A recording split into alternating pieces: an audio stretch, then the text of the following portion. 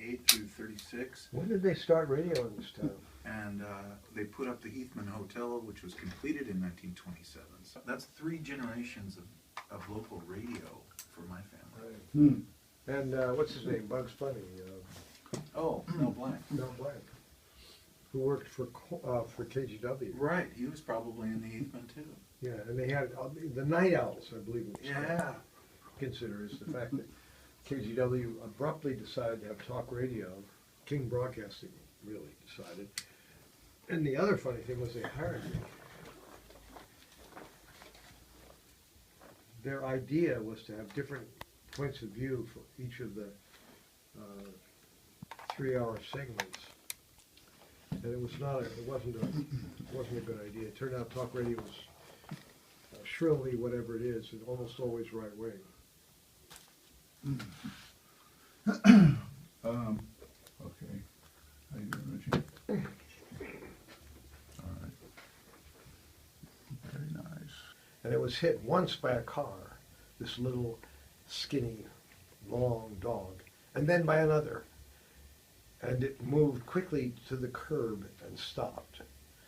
And we, my sister and I, dashed outside. I don't know, just to see the dog, to help the dog, somehow to do something. And my father, who was there at that moment, said, no, it's not our dog. Don't, stay in the house. I'll go look.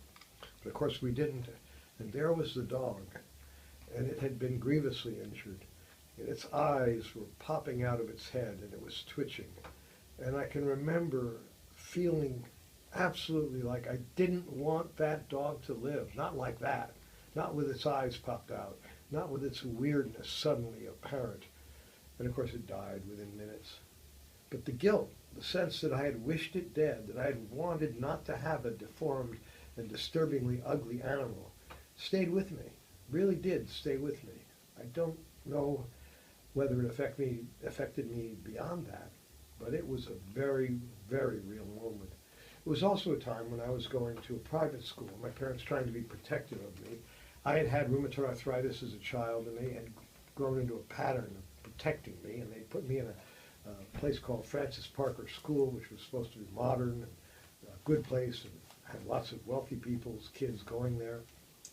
But it was a horror. It was a terrifying place for me.